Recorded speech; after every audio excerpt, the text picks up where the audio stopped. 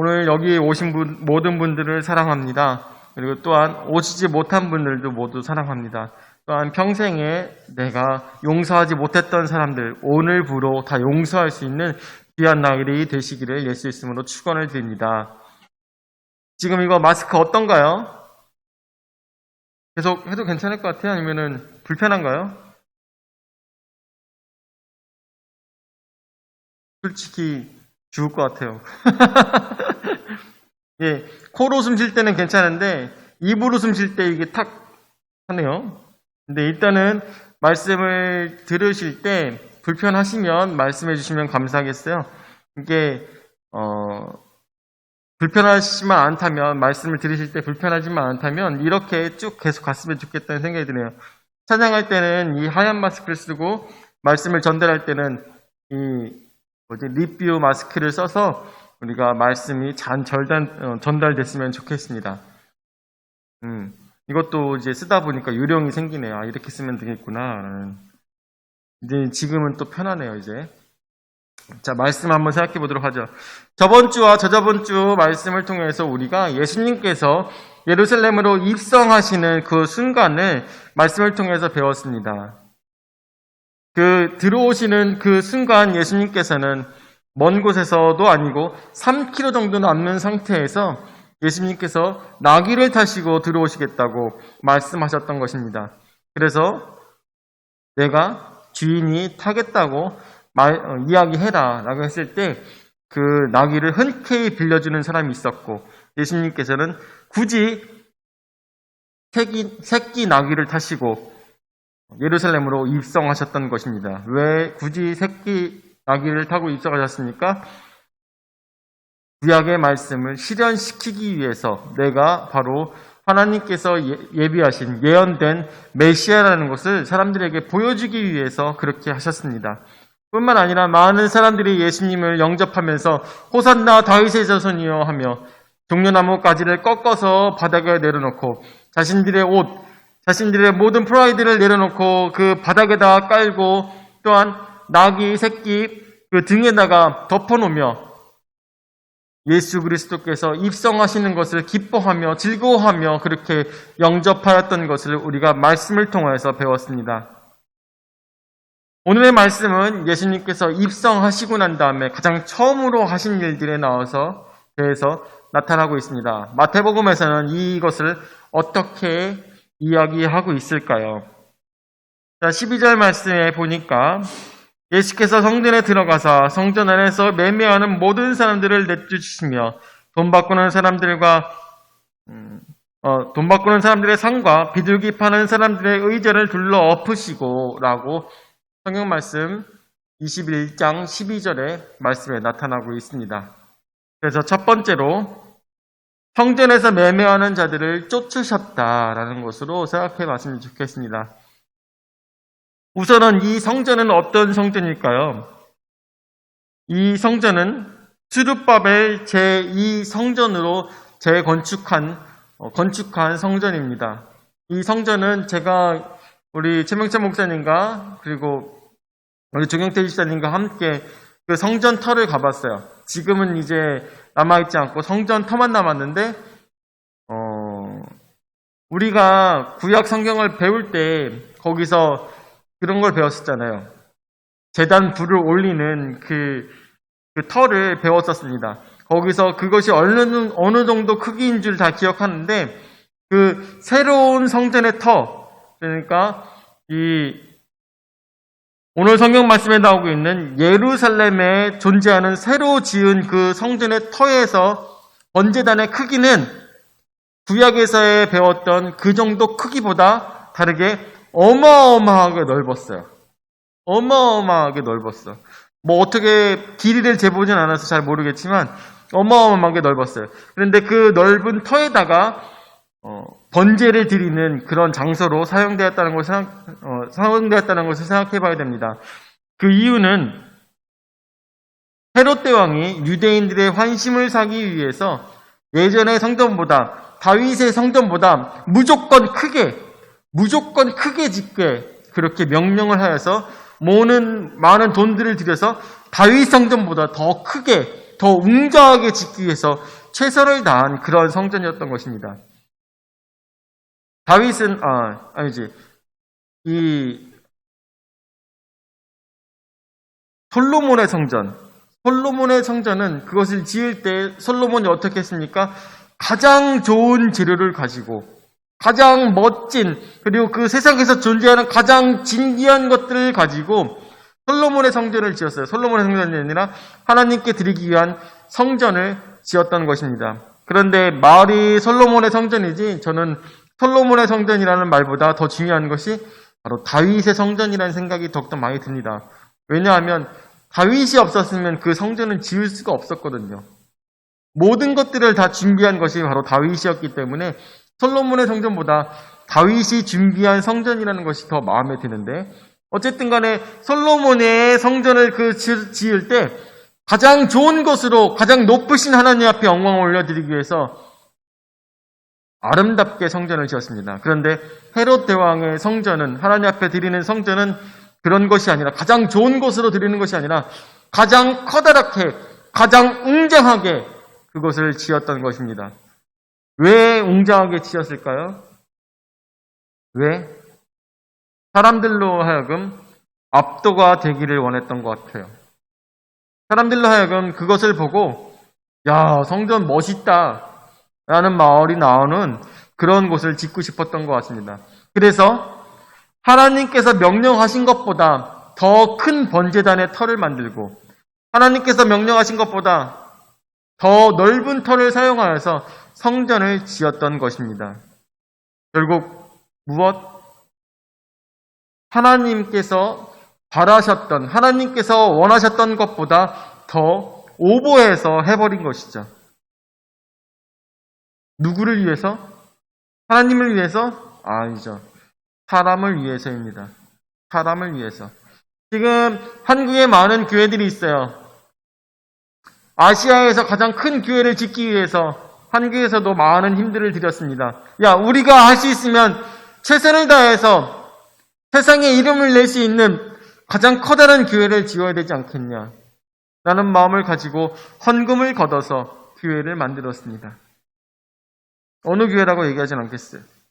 글쎄, 하나님께서 큰 교회, 그렇게 큰 교회를 정말 원하셨을까? 이런 생각이 들어요. 하나님께서는 정말 그렇게 큰 교회, 가장 멋진 교회를 하나님께서는 원하셨을까요? 아니면 정결한 교회를 원하셨을까요? 아니면 사람이 기도하는 곳을 하나님께서는 원하셨을까요? 어떤 것을 원하셨을까요? 오늘 말씀을 통해서 보다 보니까 이 성전은 누구를 위해서? 유대인들에게 환심을 사기 위해서 헤롯 대왕이 만든 성전으로 나타나고 있습니다. 그러다 보니까 이 성전에는 정치적인 문제가 빠지지 않았어요.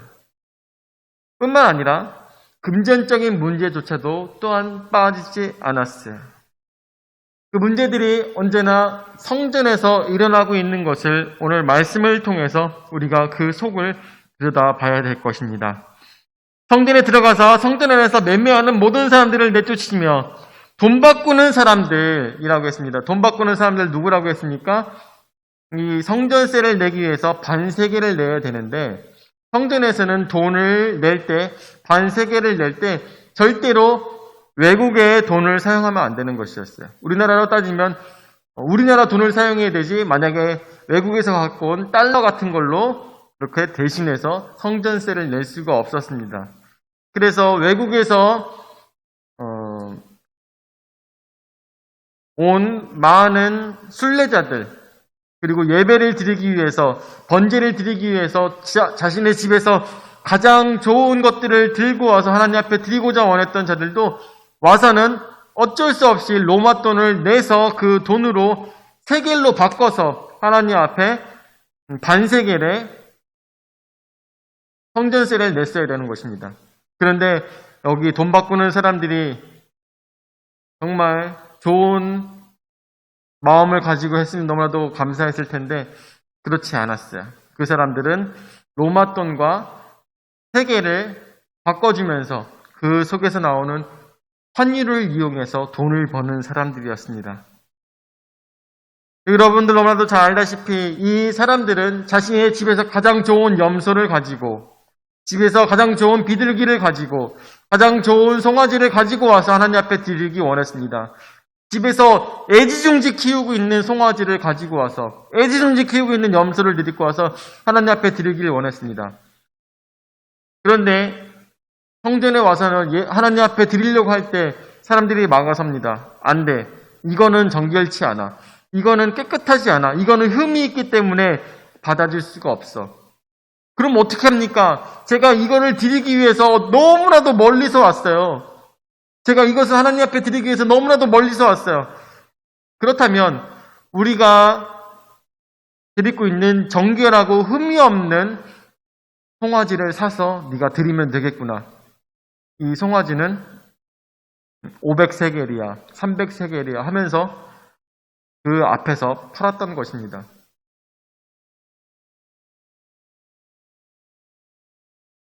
이 송아지는 그 성전에서 파는 송아지는 어떤 송아지였냐? 송아지나 아니면 염소나 이런 것들은 어떤 것이었냐면 그것들은 정결치 않았어요. 어느 때는 더 흠이 많았습니다. 그럼에도 불구하고 그것들을 팔아서 이윤을 남겼어요. 그래서 그 당시에 그곳을 관리하던 제사장들에게 그 이윤이 돌아갔던 것이죠. 뿐만 아니라 거기서 팔고 있던 장사치들에게 그 돈이 돌아갔던 것입니다. 그래서 예수님께서는 어떻게 하셨습니까? 그곳에서 매매하는 사람들을 보시고 너무 화가 난 것입니다. 왜냐하면 이 성전 자체도 하나님께서 원하시던 성전도 아니고 이 앞에서 지성소가 아니라 이 외국인들이 와서 들어와서 예배를 드릴 수 있는 그 장소에서 팔고 있는 이 사람들을 보시고 이곳을 너희가 더럽힐 수 있는 장소가 아니고 너희가 매매할 수 있는 장소도 아닌데 왜 너희는 이곳에서 하나님의 이름을 더럽게 만드느냐 하시면서 예수님께서는 직접 끈으로 채찍을 만드셔서 치시며 그 상들을 다 엎으셨던 것입니다. 우리의 이 대한민국의 많은 교회들, 너무나도 많은 교회들이 지금도 많은 정치판과 또한 많은 장사치의 모습들이 교회에도 많이 나타나고 있습니다. 교회는 어떤 곳일까요? 교회는 무엇을 하는 곳이겠습니까? 예배드리는 그 장소, 그것은 뭐 하는 곳이겠습니까? 그것은 바로 두 번째로 우리가 생각해야 될 것은 예수님께서 말씀하십니다. 내 집은 기도하는 집이라고 말씀하고 계십니다. 자, 13절 말씀 보도록 할까요? 13절 말씀. 그들에게 이르시되 기록된 바 내 집은 기도하는 집이라 일컬음을 받으리라 하였거늘 너희는 강도의 소굴을 만드는도다 하시니라. 아멘. 그들에게 말씀하십니다. 이 집은 만민이 기도하는 집인데 너희는 이곳을 강도의 소굴로 만들라고 예수님께서 말씀하여 주신 것입니다.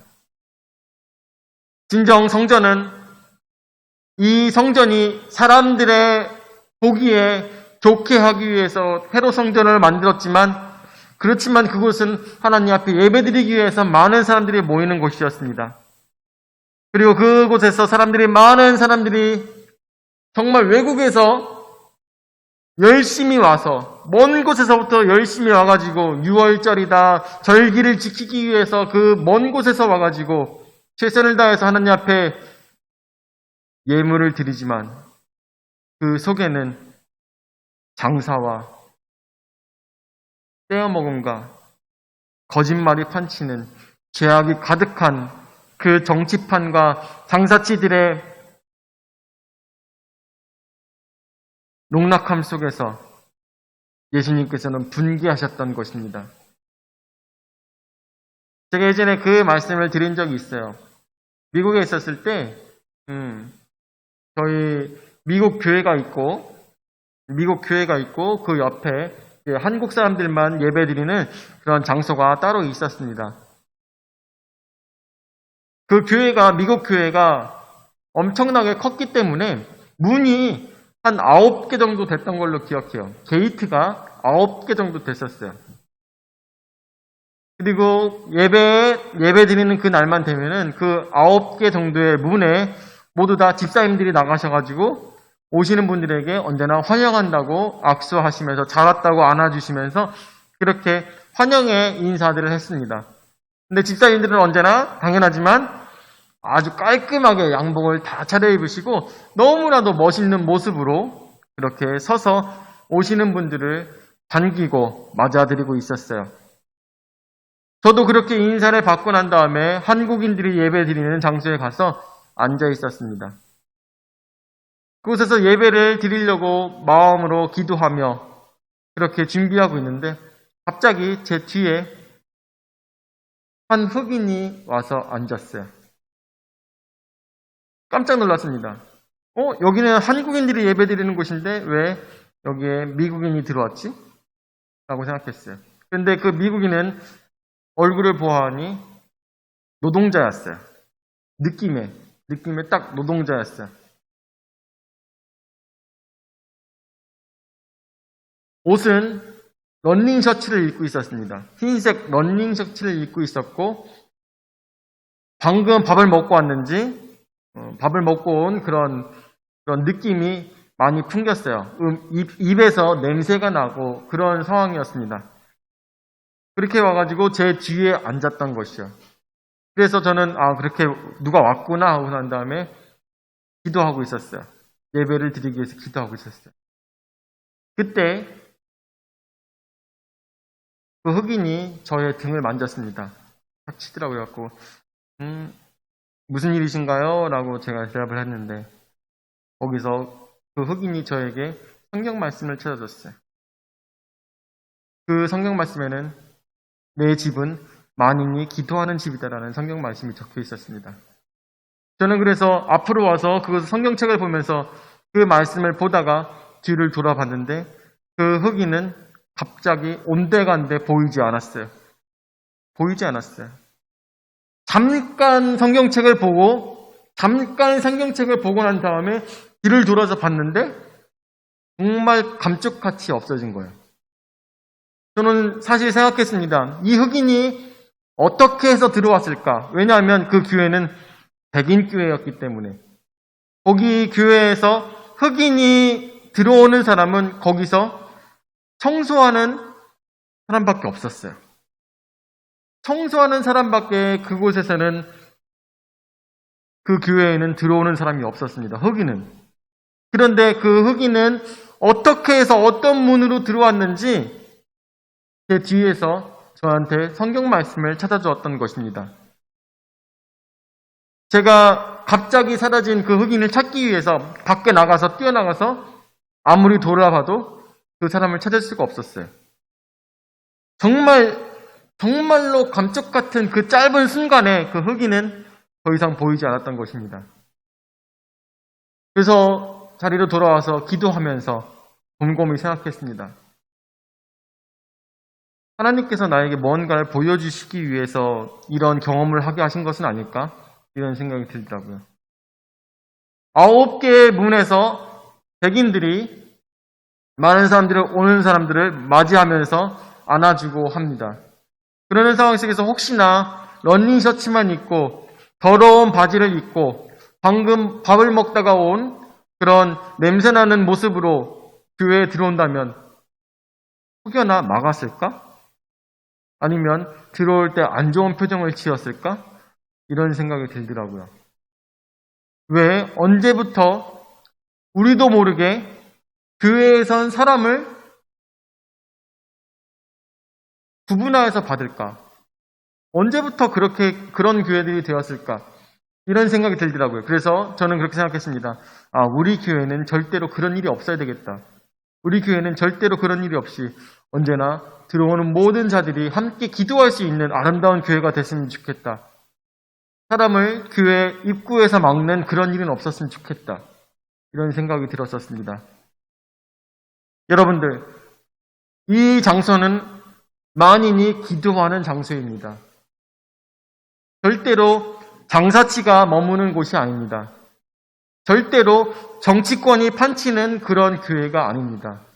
이곳에는 하나의 목적만을 가지고 있습니다. 그 목적은 바로 하나님 앞에 영광을 올려드리며 하나님 앞에 기도하는 집이라는 것입니다. 어떠한 이유로도 그것을 대신할 수는 없습니다. 그래서 예수님께서 말씀하신 것입니다. 너희는 이 기도하는 집을 강도의 소굴로 만든다고 예수님께서 말씀하여 주신 것입니다. 14절 말씀 보도록 하죠. 맹인과 전원자들이 성전에서 예수께 나아오매 고쳐주시니 15절에 대제사장들과 서기관들이 예수께서 하시는 이상한 일과 또 성전에서 소리질러 호산나 다윗의 자손이 하는 어린이들을 보고 노하여 라고 하였습니다. 16절 말씀 다시 보시죠. 14절 말씀. 맹인과 전원자들이 성전에서 예수께 나아오매 고쳐주시니 라고 했습니다. 예수님께서 성전에 가셔서 이 모든 것들을 다 엎으시면서 이 집은 아버지께 기도하는 집이라 하면서 그 성전에 있는 모든 것들을 엎으시고 있을 때 그때 힘들고 어려운 자들이 맹인과 소경이 예수님 앞에 나온 것입니다. 그랬을 때 예수님께서는 이방인의 뜰에서 그들을 아픈 자들을 고치신 것입니다. 그리고 여기서도 보면은 15절 말씀에 보면 15절의 말씀에 나오고 있는 여기서도 이 어린이들이 파이디온이라고 하는데 이 어린이들은 성경 말씀을 배울 수 있는 5살 이상의 아이들을 파이디온이라고 합니다. 그래서 이 아이들은 거기서 성경 말씀을 배우는 아이들이었는데 성전에서 성경 말씀을 배우는 아이들이었는데 그 아이들에게 예수님께서 성전에서 말씀을 가르치셨다는 것을 우리가 생각해 볼 수가 있는 것입니다. 예수님께서는 진정 그 성전에서 무엇을 하셨습니까? 모든 더러운 것들을 다 엎어버리시고 잘못된 것들을 다 지적하시고 추악한 것들을 다 죄악된 것들을 다 엎으시고 그곳에서 병든 자들을 고치시고 배우려고 하는 자들, 사모하는 자들에게 하나님의 말씀을 가르치신 것을 생각했을 때 예수님께서는 다시 그곳을 하나님께 영광 올려드리며 기도하는 자들의 집으로 다시 바꾸신 것을 우리가 말씀을 통하여서 배울 수가 있는 것입니다. 예수님께서는 성전을 정화하신 것뿐만 아니라 저들을 내쫓으신 것뿐만 아니라 성전에 진짜 가야 되는 방향을 우리에게 보여주신 것과 마찬가지라는 것을 우리가 생각해 볼 수가 있는 것입니다. 이 말씀을 우리가 기본으로 생각했을 때 우리 한국의 교회들은 어떻게 나아가야 될까요? 어떤 방향으로 나아가야 되겠습니까? 정말 너무나도 많은 교회들이 지금도 교회에 오는 자들을 구별하여서 받고 있습니까? 저는 굉장히 고심될 때가 너무나도 많은 게 이제 여성가족부에서 문자가 와요. 무슨 문자가 오냐면 성범죄를 저지른 이 사람의 얼굴, 당신의 집 주위에 성범죄를 저지른 사람이 누구누구 이런 사람이 있습니다 하면서 사진과 함께 그 사람의 이제 어떤 범죄를 저질렀고 뭐 무슨 잘못을 했고 이런 것들을 사진과 함께 날라오잖아요. 여러분들도 받으시나요? 양천님만 받나? 여러분들도 받으시죠? 만약에 성범죄자가 제가 봤던 그 사진 속에서 봤던 사람이 우리 교회로 문 열고 들어온다면 아니면 청주교도소에서 바로 퇴소한 살인자가 우리 교회로 들어온다면 나는 웃으면서 맞이할 수 있을까? 이런 현실적인 고민이 굉장히 많이 되더라고요. 나는 웃으면서 맞을 수 있을까? 그리고 그가 얘기합니다. 그 살인죄로 기소되었던 살인죄로 약 한 15년간 복역했던 사람이 얘기합니다. 여기 교회에서 얼마가 머물러도 되겠습니까? 이곳에서 제가 기도하며 나의 죄를 씻기를 원합니다. 라고 했을 때 우리 김권사님 같으면 어떻게 하시겠어요? 안 된다고요? 송권사님 같은 경우는 어떻게 하시겠어요? 그쵸? 그쵸? 최명찬 목사님 어떻게 하시겠어요? 기쁘게 받아들여야죠. 참, 우리 강경희 사모님은 어떻게 하시나요?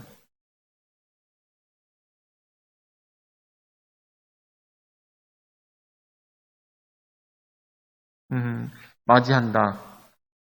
그리고 받기 어렵다. 너무나도 다 맞는 얘기죠. 너무나도 다 맞는 얘기예요. 저도 굉장히 고민을 했어요. 야, 이런 경우에 어떻게 될까? 그냥 제 혼자 상상을 한 거예요, 상상을. 이런 경우에 어떻게 될까?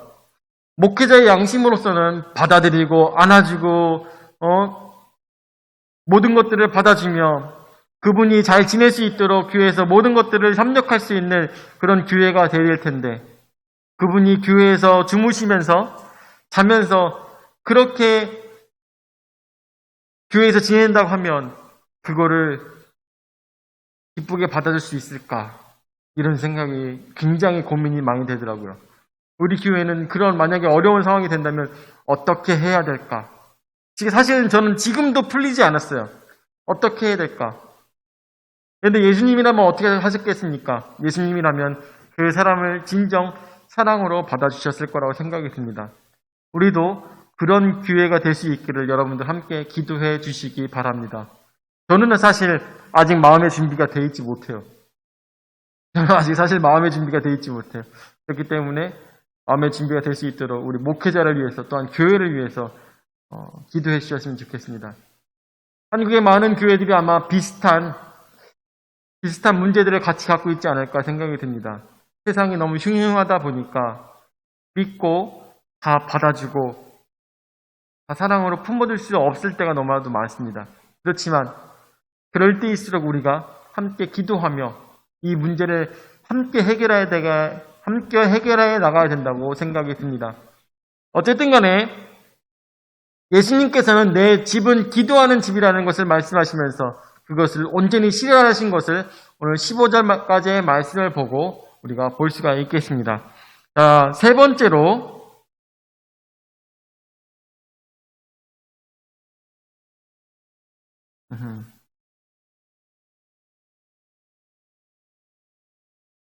찬미를 온전케 하셨다고 이야기하고 있습니다. 자, 16절 말씀 보도록 할까요? 예수께 말하되 그들이 하는 말을 듣느냐? 예수께서 이르시되 그렇다. 어린 아기와 젖먹이들의 입에서 나오는 찬미를 온전하게 하셨나이다 함을 너희가 읽어본 일이 없느냐 하시고 7절 그들을 떠나 성 밖으로 베다니에 가서 거기서 유하십니다. 아멘. 여기서 말씀하고 있습니다. 저들로 하여금 어린아이들로 하여금 찬양을 온전케 하셨다고 했습니다. 진정 예수 그리스도는 하나님의 아들이셨고 그 성전은 하나님 앞에 영광을 올려드리는 귀한 자리였던 것을 우리가 생각했을 때 그곳에서 제사장들은 굉장히 마음에 위기감을 느꼈습니다. 그래서 성경 말씀 한번 찾아볼까요? 성경 말씀에 누가복음 19장 47절 한번 볼까요? 누가복음 19장 47절 말씀. 이것을 똑같은 내용을 누가복음에서 나오고 있습니다. 47절 말씀에 보니까 예수께서 날마다 성전에서 가르치시니 대제사장들과 서기관들과 백성의 지도자들이 그를 죽이려고 꾀하되 라고 이야기하고 있습니다. 백성이 다 그에게 귀를 기울여 들으므로 어찌할 방도를 찾지 못하였더라 라고 했습니다. 예수님께서 성전을 엎으시고 난 다음에 저들로 하여금 돈을 벌지 못하게 하고 저들로 하여금 성전에 발을 들여놓지 못하게 하시고 그곳에서 병자들을 고치시고 또한 어린아이들에게 말씀을 전달하실 때 이 대제사장들과 서기관과 마을이 아니라 백성들의 대표들이 지도자들이 어떻게 했대요? 예수님을 죽이려고 했다는 것입니다. 왜 죽이려고 했을까요? 왜? 자신들의 수입이 끊어지는 것을 두려워했던 거라고 저는 생각합니다. 자신들의 수입이 끊어지고 또한 자신들의 권력이 끊어지고 모든 것들에 대해서 자신들은 하나님을 팔아서 돈을 벌던 사람들이 자신들의 장사가 끊어지는 것을 생각했을 때 저 사람은 죽여야 되겠다 예수라는 저 사람은 죽여야 되겠다고 저들은 굳게 마음을 먹었던 것입니다. 그와 반대로 어린아이들은 진정 티없고 진정 죄가 없는 이들은 뭐라고 했습니까? 자, 16절 말씀이 나오는 것처럼 저들의 찬미가 온전케 되었다고 했습니다. 예수께서 말하되 그들이 하는 말을 듣느냐? 예수께서 이르시되 그렇다. 어린아기와 젖먹이들의 입에서 나오는 찬미를 온전하게 하셨나이다 함을 너희가 읽어본 일이 없느냐 했습니다. 자, 15절 말씀에 나오는 것처럼 15절 말씀에 뭐라고 나옵니까? 성전에서 소리질러 호산나 다윗의 자손이여 하는 어린아이들의 소리가 있었다는 것을 말씀을 통해서 나오고 있죠. 이 어린아이들은 예수님께서 하신 일들에 대해서 노래를 만들어서 그것을 부르고 다녔던 것입니다. 소경이 눈이 뜨인 것을 보고 또한 저는 자가 일어나는 것을 보고 아픈 사람들이 나온 것을 보고 어린아이들은 그것을 보고 노래를 만들어서 부르고 다녔던 것입니다. 그랬을 때 호산나 다윗의 자손이라는 말이 그 어린아이들의 입속에서 어떤 애들이에요? 성전에서 성경을 배우는 애들. 제가 이스라엘에서 봤을 때도 그네들은 어떤 애들이었냐면 어렸을 때부터 머리를 이렇게 꼬았죠. 꼬은 애들. 이런 애들이 거기서 성경을 배우는 애들인데 걔네들이 노래를 부르는데 자신들이 가장 불경하다고 생각하는 자, 자신들의 하나님을 팔아서 살아가는데 가장 걸림돌이 되는 예수를 노래하고 다니는 아이들을 봤을 때 이 어른들은, 지도자들은, 제사장들은 예수님을 죽이고자 하는 마음이 거기서 가장 커다랗게 나타났다는 것을 우리가 생각했을 때 얼마나 아이러니한가 상상해 볼 수가 있는 것입니다. 교회에 오는 자들은 어떤 마음을 가지고 가겠습니까? 교회에서 깨끗해지길 바라죠. 그리고 좋은 것들을 배우길 원합니다. 우리 우석이가 처음에 교회 왔을 때 어떠한 마음으로 교회를 왔었니? 아무 생각 없이. 그치. 정말이 정답이에요. 너무 어렸어요. 그때 우리 유진이하고 같이 교회 처음 왔을 때 정말 누가 봐도 쟤네는 아무 생각이 없구나 라는 것을 볼 수가 있었죠. 김현배 성도님께서는 교회에 오실 때 어떠한 마음을 가지고 오셨습니까?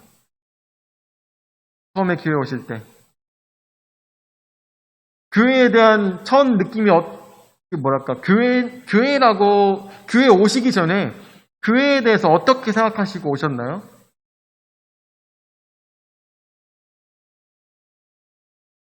네? 잘 안 들려요.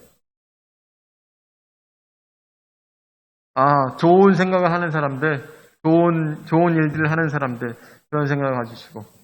그렇죠. 제가 저 말을 듣고 싶었어요.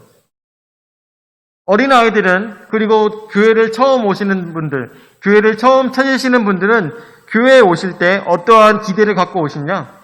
그곳에 가면 좋은 사람들을 만날 것이고, 그곳에선 좋은 것들을 배울 것을 기대하고 교회를 찾아옵니다. 그런데 정작 이 어린아이 같이 순수한 마음을 가지고 교회에 온 자들에게 저들이 가르쳤던 것은 무엇입니까? 예수를 죽이라고 가르친 것이죠. 예수를 미워하라고 가르친 것입니다. 왜냐하면 저 사람은 하나님의 일을 방해하는 사람이라고 가르치는 것입니다. 얼마나 아이러니한 것인가. 진정 사모하며 진정 하나님을 만나고자 하는 자들에게 하나님을 만나지 못하게 하는 세상보다 못한 것이 바로 그 당시에 성전이라는 것을 상상해 봤을 때 우리의 이 한국교회는 어떠한 방향으로 나아가야 되는가 우리가 생각해 봐야 될 것입니다. 오늘의 말씀을 마무리 짓도록 하겠습니다. 오늘의 말씀의 제목은 여러분들 기억하시려나 보겠지만 찬미 받기에 합당하신 분이라고 제목을 정했습니다.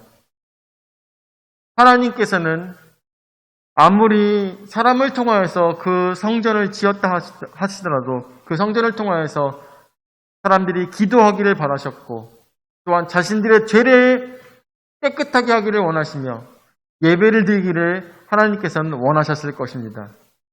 그런데 그 목적이 잘못되었기 때문에 헤롯이 그곳을 지을 때 사람들을 위해서 지었기 때문에 그곳에선 아무래도 정치가 판쳤으며 돈이 오가는 죄의 전당이 되어버렸던 것을 우리가 생각합니다. 그렇지만 그 아무리 더럽고 추악한 곳이라 하더라도 진정 예수님께서 오셔서 그곳에 예수님께서 오셔서 사랑을 전하시고 그곳에서 하나님의 말씀을 전달하시며 온전한 모습, 더럽고 추악한 모든 모습들, 죄된 모습들을 다 엎으시고 난 다음에 진정 사랑을 전하셨을 때 그곳은 찬양받기에 온전한 곳이 된 것을 우리는 성경 말씀을 통해서 배우게 됩니다. 우리 풍성한 침례기에 어떠한 곳이 되어야 되겠습니까? 사람의 계획과 사람의 능력으로 이 교회가 이끌어지는 것이 아니라 진정 하나님께서 원하시는 그런 교회가 되어야 되겠습니다. 진정 기도하는 교회가 되어야 되겠습니다. 진정 하나님께서 이끄시는 교회가 되어야 되겠습니다. 그래서 이 풍성한 침례기에서 울리는 찬양 소리는 하나님 안에서 온전한 찬양이, 온전한 영광이 올려지는 예수님께서 정결하게 만드신 하나님의 예배터가 되기를 예수 이름으로 축원을 드립니다. 아멘. 사랑의 주님, 은혜와 사랑에 감사를 드립니다. 오늘도 저에게 귀한 은혜의 말씀 허락하여 주셔서 말씀으로 생각할 수 있도록 인도하여 주심을 감사를 드립니다. 아무리 어른들이 막았다 하더라도 어린 아이들을 통하여서 하나님의 이름이 그곳에서 넓게 울려 퍼진 것을 생각했을 때 진정 우리 한국의 교회가 어떠한 모습으로 가야 될지 더욱더 고민하게 됩니다. 주여 저희에게 용기를 허락하여 주셔서 잘못된 것들을 뒤집을 수 있는 용기를 허락하여 주시었고 결단력을 허락하여 주셔서 이 모든 더럽고 추악한 세상 속에서 온전히 주님께만 영광 올려드릴 수 있는 하나님께 예배할 수 있는 그런 기도터가 될 수 있도록 주여 역사하여 주시옵소서. 그래서 우리가 정결한 모습으로 더럽고 추악한 모든 것들을 다 벗어버리고 세상 사람들이 생각하듯이 좋은 말씀과 또한 좋은 사람들이 모이는 아름다운 성전이 될 수 있도록 인도하여 주시옵소서. 오늘도 주님께서만 홀로 영광 받으실 걸 믿으며 사랑이 많으신 예수님의 이름으로 기도드립니다. 아멘.